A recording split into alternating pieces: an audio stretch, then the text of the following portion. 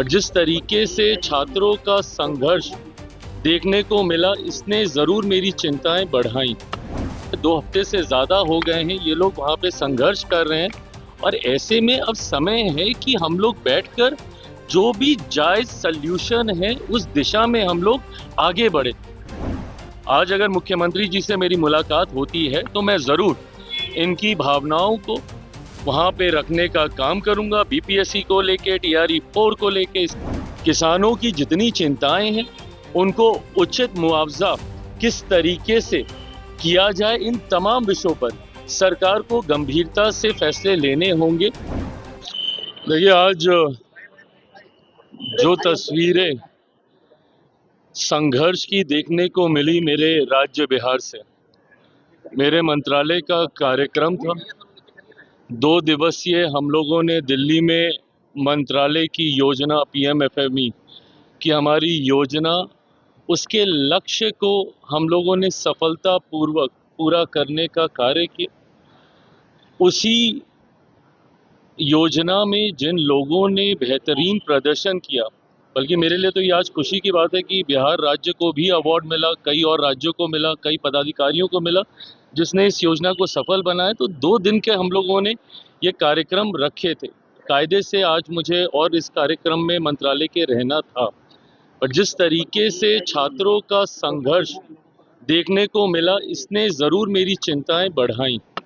और आज जब मैं यहाँ पर आया हूँ, इस सोच के साथ आया हूँ कि उनके विषयों को लेकर एक लंबा समय हो गया है, 2 हफ्ते से ज़्यादा हो गए हैं ये लोग वहाँ पे संघर्ष कर रहे हैं, और ऐसे में अब समय है कि हम लोग बैठकर जो भी जायज़ सल्यूशन है उस दिशा में हम लोग आगे बढ़े। कतई ये चीज़ हम लोग इग्नोर नहीं कर सकते कि ऐसे मौसम में, धूप में, गर्मी में ये लोग बाहर सड़कों पे बैठे हुए हैं।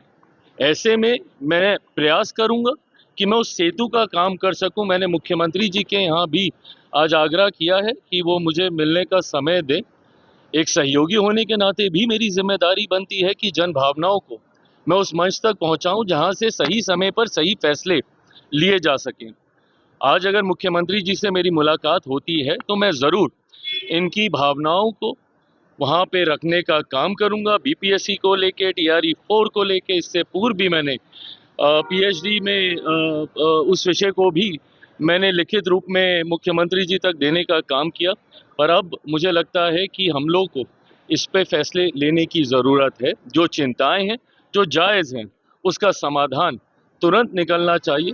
इस सोच के साथ आज मैं यहाँ पर आया हूँ और मैं उम्मीद करता हूँ कि संभवतः आज ही मैं मुख्यमंत्री जी से मिलकर इन विषयों को आगे लेकर जाने का हम लोग कार्य करेंगे। सर, सैटेलाइट सिटी परियोजना के खिलाफ भी किसान उतर चुके हैं सड़कों पर सर, और विरोध कर रहे हैं।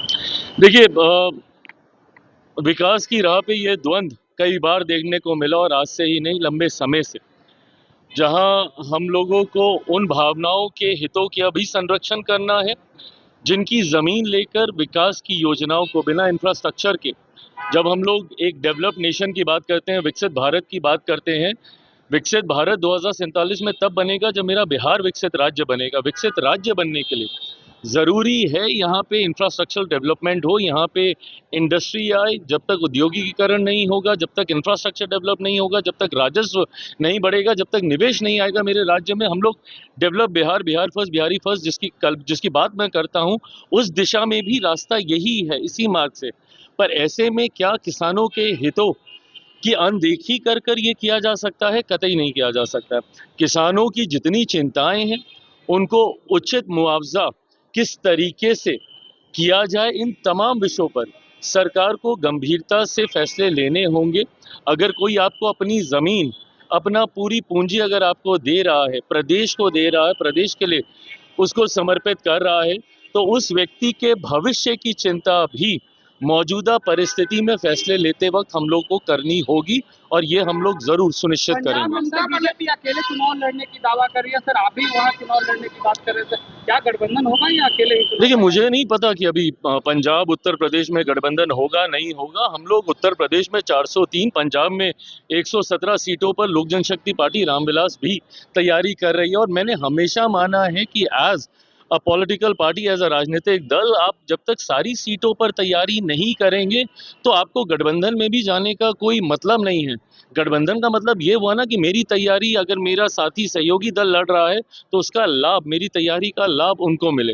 तो मेरी भी तैयारी 117 सीटों पर है, पंजाब में हम लोग भी सारी सीटों पर। ममता बनर्जी ने कहा है कि जब तक हाशिए पे बीजेपी को नहीं लेकर आएंगे तब तक संन्यास नहीं मानेंगे, संन्यास नहीं लेकर आएंगे। देखिए, मैं उनके आक्रोश को समझ सकता हूं। यकीनन जिस तरीके से एक प्रचंड हार उनको बंगाल चुनाव में देखने को मिली है, यकीनन वो आपके अंदर आक्रोश पैदा करता है। पर जब जनता आपको नकारती है तो आक्रोश से नहीं, जनता का सम्मान सत्ता में रहते हुए जो आपने नहीं किया था, कारण वो है, उसमें आपको सुधार करने की ज़रूरत है, आत्म मंथन करने की ज़रूरत है। वेंडेटा में जाएंगे, वेंडिक्टिव पॉलिटिक्स करेंगे तो ये राजनीति देश की जनता ने कभी स्वीकार नहीं की।